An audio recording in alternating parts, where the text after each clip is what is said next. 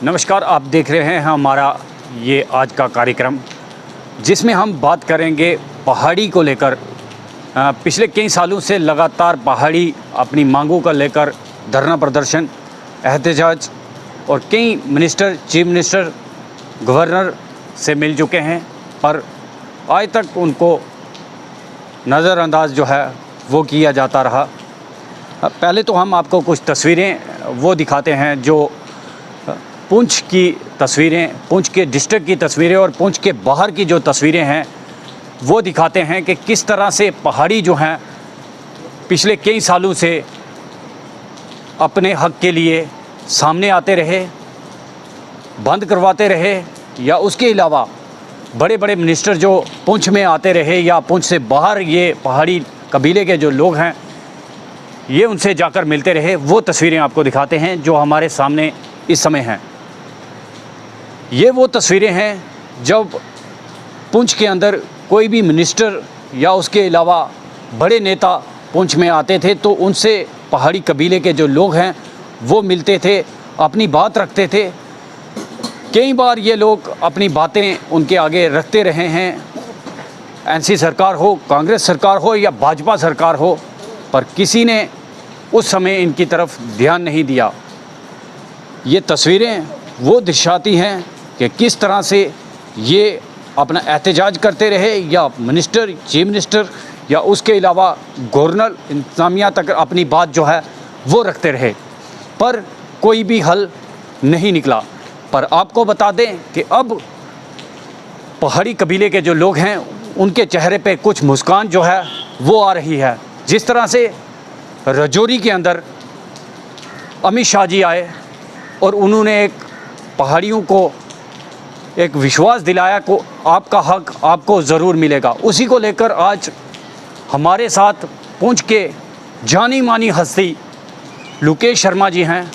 उनसे बात करेंगे क्योंकि पिछले कई सालों से हम छोटे छोटे थे तब से देखते आ रहे हैं कि लोकेश शर्मा जी जो है पुंछ के अंदर जो है अगर किसी ने आवाज़ बुलंद की है पहाड़ियों की तो वो लोकेश शर्मा जी हैं। लोकेश शर्मा जी, बहुत बहुत स्वागत है आपका हमसे बातचीत करने के लिए, हमें अपना समय देने के लिए। शुक्रिया शरण साहब, आपका बहुत बहुत शुक्रिया कि आपने भी कीमती टाइम निकाला और हमारी बात सुनने के लिए आप यहाँ पर आए। लोकेश जी, सबसे पहले हम आपसे ये जानना चाहेंगे कि किस एज में आपने ये जो एक पहाड़ी का जो ज़िम्मा है ये उठाया, और किस एज में आप जो है अपने साथ टीम वर्क लेकर पहाड़ियों के लिए जो है आप सामने आए? शर्मा साहब, मैं आपको बताता चलूं कि मेरी 7वीं कक्षा में जब मैं पढ़ता था, 7वीं क्लास में, तो उस वक़्त हमारे प्रिंसिपल को किसी ने कहा कि बच्चों को स्कॉलरशिप मिलने जा रहा है। तो हम भी जो बाकी बच्चे थे स्कूल के, उनके साथ हम चले गए डिस्ट्रिक्ट सोशल वेलफेयर अफसर पुंछ में। मैं खनेतर का रहने वाला हूँ, तो खनेतर में मेरी स्कूलिंग हुई है 8वीं कक्षा तक। तो जब मैं 7वीं में पढ़ता था 75 में, तो हमारे हेडमास्टर ने हमारे बच्चों को लेके चले गए सोशल वेलफेयर के दफ्तर में। तो वहाँ पर जब स्कॉलरशिप मिलने लगा तो एक पर्टिकुलर कम्युनिटी के बच्चों को स्कॉलरशिप मिलने लगा, तो हमें कहा गया कि आपको स्कॉलरशिप नहीं मिलेगा। मुझे बड़ी निराशा हुई उस वक्त, और हमारे साथ जो बाकी लोग थे मेरी कम्युनिटी के, पहाड़ी कम्युनिटी के जो लोग थे, उनको बड़ी निराशा हुई। और इवन देन वो हमारे लोग जो थे काफ़ी इंटेलिजेंट है, सुपर इंटेलिजेंट लोग भी थे उस वक्त हमारे साथ, और उनमें से बहुत सारे लोग जो बाद में कोई IAS अफसर बना, कोई IPS अफसर बना। आज भी हमारी स्टेट गवर्नमेंट में कुछ लोग हैं, लेकिन उस वक्त हमारे बच्चों को स्कॉलरशिप नहीं मिला, और उस वक्त एक बहुत बड़ी निराशा हुई। उसी निराशा को लेके तो हमने चलना शुरू कर दिया। हमारे पिताजी हमारे साथ थे। हमारे पिताजी, जब हम परेशान हो गए, एक पर्टिकुलर कम्युनिटी के बच्चों को स्कॉलरशिप मिला, यूनिफॉर्म मिली और फ्री ऑफ कास्ट किताबें मिली, तो एक पर्टिकुलर कम्युनिटी के बच्चों को छोड़ दिया गया, तो बड़ा दुख हुआ। तो उसी दिन से मेरे दिल में आया कि इतनी बड़ी डिस्क्रिमिनेशन, एक ही पहाड़ के अंदर हम रहते हैं, एक ही वातावरण है, एक ही जैसा एनवायरनमेंट, एक ही कुएँ से हम पानी पीते थे, एक ही जंगल से लकड़ी लाते थे, हम भी छोटे छोटे थे, हमारी कोई सोशल बैकग्राउंड या फैमिली बैकग्राउंड बड़ी पुरानी नहीं है। हमारी पिताजी जो थे वो एक किसान थे और हम किसान के बेटे हैं। हमने जो अपना कैरियर शुरू किया है किसान की हैसियत से शुरू किया, तो हम भी जानते थे कि घर में काम कैसे करना है, खेती बाड़ी कैसे करनी है। तो हमारे जो काउंटर पार्ट थे वो भी खेती बाड़ी करते थे, वो भी उसी खेत से धान की फसल उगाते थे, उसी धान की फसल हम भी उगाते थे। वो मक्की की फसल वो गांव में बोते थे, हम भी बोते थे। लेकिन जब हमने देखा इतना बड़ा डिस्क्रिमिनेशन हो रहा है पर्टिकुलर कम्युनिटी के साथ, तो मेरे दिल में उस वक्त एक करंट पैदा हुआ। मैंने कहा इसके लिए मैं जिद्दोजहद करूँगा और मैंने जिद्दोजहद स्टार्ट कर दी। हमने एक स्कूल में, जब मैं चंडक स्कूल में गया 10वीं क्लास में, तो वहाँ पर मैंने एक ग्रुप बनाया और हमने वहाँ से तब स्टार्ट किया। 75 की बात है। उसके बाद आस्ता आस्ता जब चलता गया, ये तो 80s की बात है। 80s में हमारे जो लोग थे, चाहे वो मेंढर के अंदर रहते थे, चाहे वो सुरनकोट के अंदर, तो हमारी आइडेंटिटी नहीं थी कोई भी। तो बुखारी साहब, मुश्ताक बुखारी साहब की छतर छाया में मुश्ताक बुखारी साहब के पास हम गए। हमने कहा हमारे लोगों की आइडेंटिटी कैसे इस्टेब्लिश हो पाएगी कि हमारा रहन सहन, उठना बैठना, हमारे जितने रस्मों रिवाज हैं सारे एक जैसे हैं। तो समझ नहीं आ रहा है कि कौन पहाड़ी है और कौन गुजर भाई है। तो उस वक्त हमने एक डिसीजन लिया कि जितने भी हमारे पहाड़ी लोग हैं उनके दुकानों के नाम, दुकानों के आगे 1 फुट बाई फुट का जो एक हमने बैनर बनाया और उस पर लिखा पहाड़ी। तो सुरनकोट के हमारे जितने पहाड़ी भाई थे उनकी दुकानों पर वो हमने पहाड़ी लिखाया और ये आइडेंटिफाई हो गया कि कौन सा पहाड़ी है और कौन सा हमारा गुजर भाई है। लुकेश जी, एक चीज़ आपसे जानना चाहेंगे। जब भी आप पहाड़ियों की आवाज़ लेकर सामने आए, मैंने देखा कि कई बार आप जो हमारे पुंछ में मिनिस्टर आते रहे, चीफ मिनिस्टर आते रहे, या गवर्नर इंतज़ामिया के जब पुंछ में आती रही, तो आप सबसे पहले आगे खड़े रहे पहाड़ियों का मुद्दा लेकर। क्या जब बीजेपी की सरकार पहले इससे रही है, जब भाजपा सरकार थी, तब भी हमने सुना है कि आप जो है उनसे मिले, अपनी बात रखी, क्या उस समय आपकी बात को नहीं माना गया या नहीं सुना गया? शर्मा साहब, हमने मोर देन 500 जो है प्रोटेस्ट किए हैं। वो पुंछ के अंदर हो, मेंढर के अंदर हो, रजौरी हो, उड़ी करनाल के अंदर हो, जम्मू के अंदर प्रेस क्लब में हमने प्रोटेस्ट किए। और उसके बाद में कम से कम 25 और 30 बार जो prime minister of India time to time रहे हैं उनसे हम मिले हैं। अटल बिहारी वाजपेयी जी से मिले हैं, एच.डी. देवेगौड़ा जी थे उनसे मिले, आई.के. गुजराल जी से मिले, मनमोहन सिंह जी से मिले, और उसके बाद नरेंद्र भाई मोदी जी से 2 बार मिले हैं इस सिलसिले में। तो हमारी आटमोस्ट कोशिश यही रही कि जब भी गवर्नमेंट जो है पावर में हो सेंटर में, हम उनके पास जाएं, हम अप्रोच करें और उनको कहेंगे एक पहाड़ी पिछड़ी हुई कौम है और उनको शेड्यूल ट्राइब का दर्जा दिया जाए। क्योंकि 89 में जब हमारी फाइल रिकमेंड हुई थी तो पहाड़ी जो थे उस वक्त सीरियल नंबर 1 पर थे। उसके बाद जो हमारे भाई जिनको मिला शेड्यूल ट्राइब स्टेटस वो तीसरे चौथे नंबर पर थे। तो उस वक्त एक पॉलिटिकल जो है वो वहाँ पर प्रेशर बिल्ड किया गया। हमारे दूसरे भाई जो हमारे काउंटर पार्ट थे तो उनको शेड्यूल ट्राइब मिल गया और हमारा इग्नोर हो गया। उसके बाद चलता रहा हमारी स्ट्रगल जो है, हमने स्ट्रगल में कोई कमी नहीं आने दी। मेरा कोई जो ग्रुप था, हमारा ग्रुप, हम साथ चलते रहे। हमारे साथ बहुत सारे लोगों का योगदान रहा, उनकी छत्र छाया में हम काम करते रहे। उनमें से बहुत सारे लोग इस दुनिया जहान फ़ानी से चले गए हैं, जिनमें रफ़ीक खान साहब थे मेंढर वाले, आज मजीद खान साहब आज भी ज़िंदा हैं जिनके साथ हमने काम किया। उसके बाद एमडी बांडे साहब थे, एमडी बांडे जी का मैं शागिर्द हूँ और टाइम टू टाइम वो मुझे गाइड करते रहते थे कि लोकेश ऐसे करना है, ऐसे करना है, ऐसे करना है, और वो बताते रहते थे। पहाड़ी मूवमेंट को चलाने के लिए उन्होंने मुझे बहुत ज़्यादा गाइड किया। उसके बाद मुश्ताक बुखारी साहब का भी एक अहम रोल रहा और हमने इकट्ठे काम किया। बुखारी साहब ने अपने 40 साल का कैरियर जो है वो पहाड़ी कौम के लिए जो है अपना छोड़ दिया। तो बहुत सारे लोग हैं, बहुत सारे लोगों की स्ट्रगल है और उसमें हमारा भी, हमारे ग्रुप का भी एक बहुत बड़ा रोल है। पिछले 50 साल से हमने कोई भी फोरम छोड़ा नहीं, चाहे वो ऑल पार्टी डेलीगेशन आया, चाहे वो इंटरलोकेटर्स आए, चाहे बीजेपी का स्टेट का प्रेसिडेंट आया, जो भी जम्मू कश्मीर के अंदर आता था, चाहे वो पुंछ के अंदर आता था, जम्मू कश्मीर में आता था, श्रीनगर में आता था, तो हमने इमीडिएटली, हमें पता चलता था कि श्रीनगर में आज प्राइम मिनिस्टर ऑफ इंडिया आ रहा है, तो हम इमीडिएटली पैक करके, और सबसे बड़ी बात मैं बताता चलूँ कि हमें कोई पर्सनल इंटरेस्ट नहीं था और हमने आज तक किसी से 1 रुपया कंट्रीब्यूट नहीं किया। तो हमने ये भी देखा कि आप जॉब भी करते थे, पर जॉब की कोई परवाह नहीं की, जगह जगह पे एहतजाज करना, अपने हक के लिए लड़ना, पहाड़ी कबीले के लिए लड़ना आपने जारी रखा। ये आपने अच्छी बात कही। हमने जॉब की परवाह कभी नहीं की। जॉब के टाइम हम जॉब करते थे और हमने अपने सिंसियर तरीके से अपने जॉब के साथ इंसाफ किया। उसके बाद 4 बजे के बाद जब हमें छुट्टी होती थी, मैं रात के 12 बजे तक जो है वो इस पर काम करता था। हमारे साथी जितने से उनके कंटेक्ट में थे हम, और जहाँ पर भी, चाहे वो मेंढर में थे, रजौरी में थे, सुंदरबनी में थे, दशहरा में थे, जगह जगह जितने भी जहाँ हमारे पहाड़ी भाई हैं उनके कंटेक्ट में थे और हमने जगह जगह प्रोग्राम किए। उनके साथ रहे। ऑफिस टाइम के बाद हम जो था रैलियाँ करते थे, प्रोटेस्ट करते थे। कैंडल लाइटें हमने जो है वो उसकी भी मार्च किया बहुत बार, और प्रोटेस्ट जो है हमारा कंटिन्यू रहा। और हमें यकीन था एक ना एक दिन, क्योंकि हमारा काज जेन्युइन है और हमें पूरा यकीन था एक ना एक दिन शेड्यूल ट्राइब मिलेगा। आज हिस्ट्री जो है वो पलटने जा रही है। हमारी 70 साल की स्ट्रगल जो है वो पाया तकमील तक पहुँचने जा रही है। आज में पहाड़ी अवाम जितने भी हमारे जम्मू कश्मीर के अंदर, चाहे वो पुंछ के अंदर रहते हैं, रजौरी के अंदर, कुड़ी, करना, कैरन, टंगडार और दूसरे इलाके जहाँ पर पहाड़ी लोग रहते हैं, उनको मुबारकबाद देता हूँ कि आप लोगों के आशीर्वाद से, आप लोगों की स्ट्रगल से हमारी जो 50 साल की स्ट्रगल थी है वो पाया तकमील तक पहुँचने जा रही है और जल्द ही हमें शेड्यूल ट्राइब मिल जाएगा। बिल हमारा इनलिस्ट हो चुका है, पार्लियामेंट अभी चल नहीं रही है, 1-2 दिन लगेंगे पार्लियामेंट को रेस्टोर होने में। उसके बाद पार्लियामेंट चलना शुरू हो जाएगी और हमारा बिल जिस दिन भी पेश हुआ 10 अगस्त से पहले पहाड़ियों को शेड्यूल ट्राइब मिल जाएगा।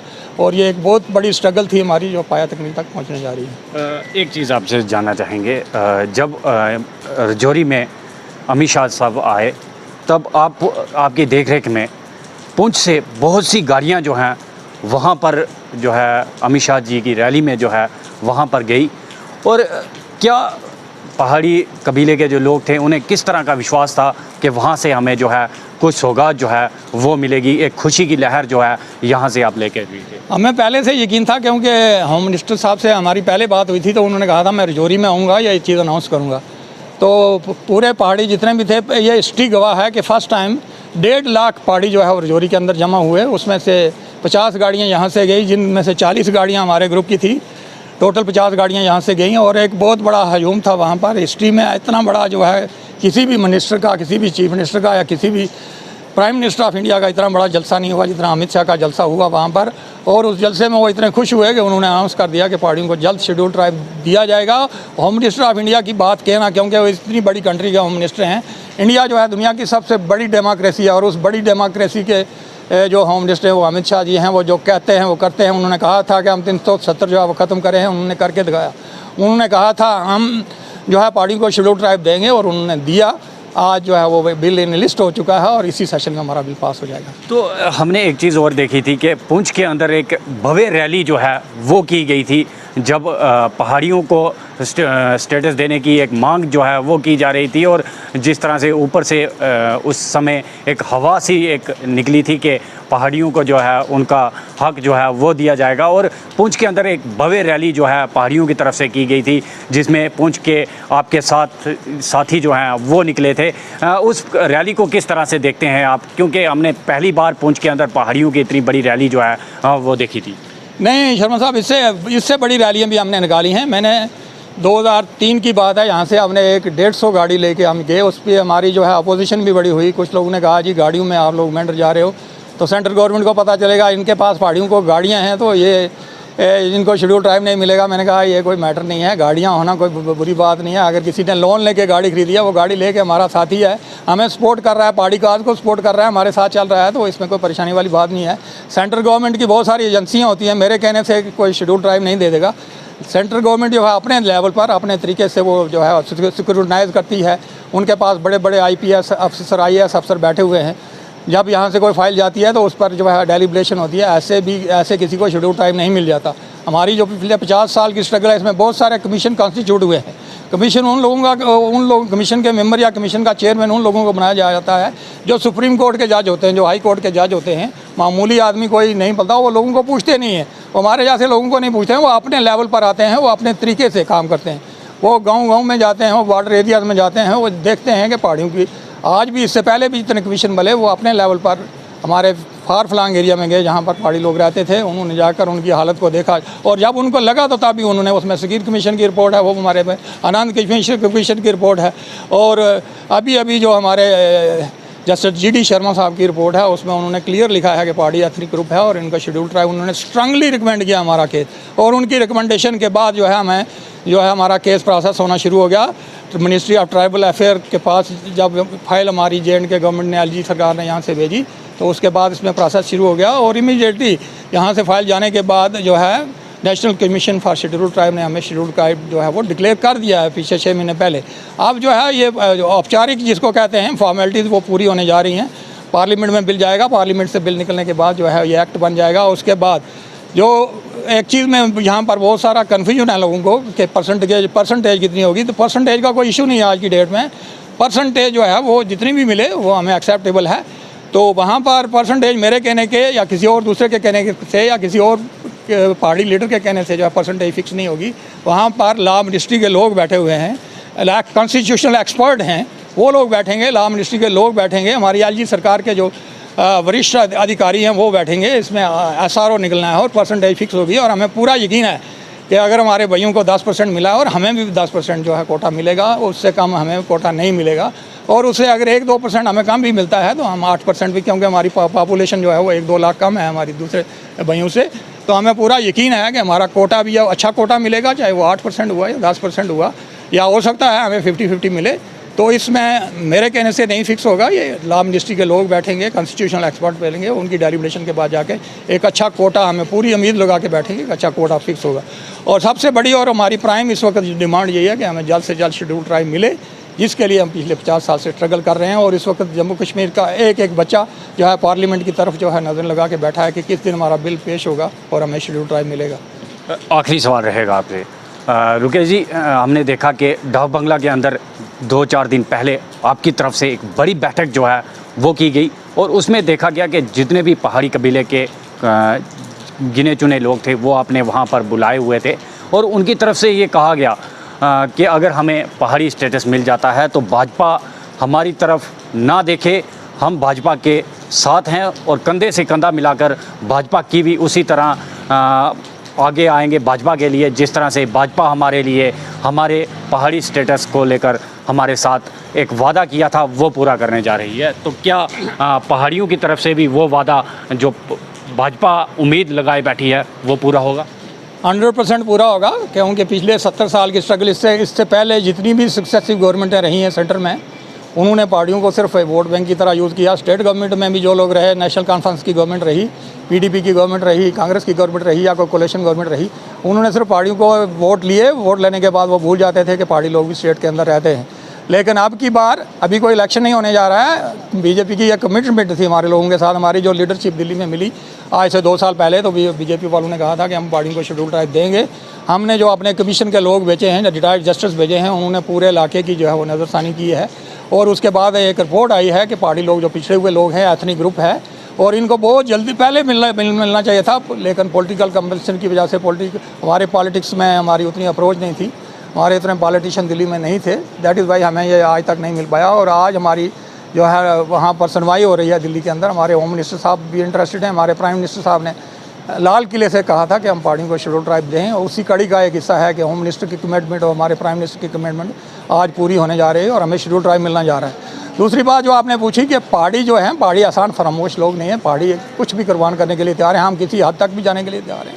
मैंने पिछले इंटरव्यू में भी कहा था, पहाड़ियों का 18 साल, जिस बच्चे की उम्र 18 साल है वो पोलिंग बूथ पर जाएगा और बीजेपी के पक्ष में वोट करेगा। पहाड़ियों का एक एक बच्चा जिसकी उम्र 18 साल है, जो क्वालिफाई करता है वोट देने के लिए, पहाड़ियों के अगर वो शेड्यूल ट्राइब मिलता है हमें 10 तारीख से पहले, तो जो भी इलेक्शन होगा, चाहे वो पार्लियामेंट का इलेक्शन होता है चाहे असेंबली का इलेक्शन होता है, तो जितने भी पार्टी हैं 18 लाख में, उनमें सेंट्रल गवर्नमेंट को, अमित शाह जी को और prime minister of India Shri Narendra भाई मोदी को उनकी ओर से आश्वासन दिलाता हूँ कि पहाड़ियों का एक एक बच्चा जो है पोलिंग बूथ पर जाएगा। अगर आप हमें शेड्यूल ट्राइब देते हैं, हम बीजेपी के फेवर में वोटिंग करेंगे और 50+ का जो आपका एक लक्ष्य है, जो आपने कहा है कि इस बार जम्मू कश्मीर के अंदर जो सरकार बनेगी वो बीजेपी की 50 से ज़्यादा सीटें होंगी।